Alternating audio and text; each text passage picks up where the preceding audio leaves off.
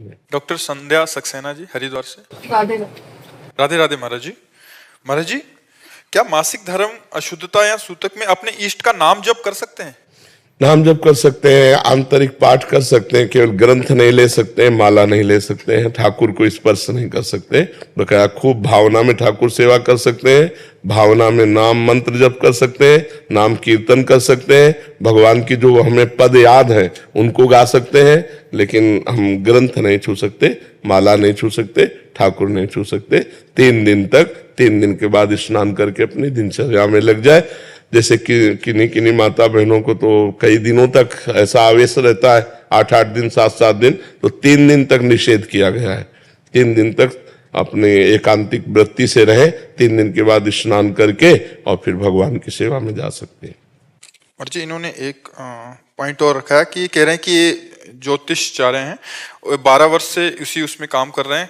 महाराज जी कह रहे हैं कि आजकल क्या हो रहा है कि महाराज जी बहुत सारी लड़कियां इनके पास आ रही हैं जो एक प्रेम विवाह पे, मतलब उनके जो प्रेमी थे उन्होंने उनको छोड़ दिया। वो कह रहे हैं कि महाराज जी, मेरा जो क्वेश्चन था ना वो ये है कि मैं 15 साल से इस फील्ड में काम कर रही हूँ, मेरे पास बहुत ज्यादा लड़कियां आई है, आपसे कहती है कि मेरे बॉयफ्रेंड ने शादी कर ली है, उसके बाद भी वो कहता है एक दिन मैं अपनी बीवी को तलाक देकर तुझसे शादी करूंगा, ऐसे तू कहीं मत जा, मेरे से बात करती रहा। ऐसी बच्चियां जो अपने जीवन को बर्बाद कर रही हैं, जो व्यक्ति हमारा नहीं हुआ दूसरे का पाणी ग्रहण कर लिया और उसका भी नहीं होना चाहता, फिर मुझे प्रयोग करना चाहता है, ऐसे बहुत फ्रॉड लोग होते हैं। ऐसे लोगों की बातें न माने, वो प्रेमी लोग नहीं।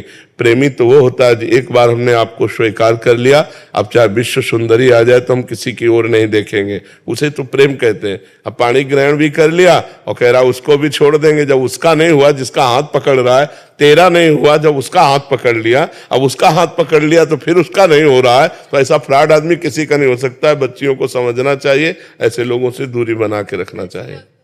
हाँ, ऐसे लोगों को बहुत, अब तो हम आपसे उसको सही कह रहे हैं, अब जो रिवाज चल रहे ना, बॉयफ्रेंड ब्रेकअप, बॉयफ्रेंड ब्रेकअप, तो ये क्या चल रहा है? ये व्यभिचार का तो खुला निमंत्रण है।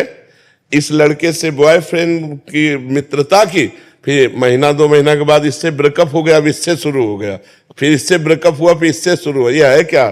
तो ये सब बातें, बहुत गंदगी फैल रही है हमारे समाज में।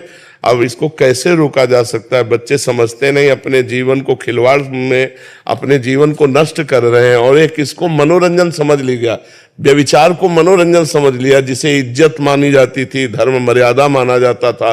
मान लो हम कहते दोस्ती पाप नहीं है, किसी से भी कोई भी दोस्ती करो, लड़की लड़के से ही कर लो, लेकिन जब तक ब्याह ना हो तब तक पवित्र रहो, और ब्याह हो गया तो आजीवन उसी के होके रहो, तब तो बढ़िया नियम है। लेकिन ये तो नहीं कि आज इसे दोस्त बनाया, कल उसे बनाया, या कल उसे बनाए, ये ठीक नहीं, इससे बहुत हानि होती है।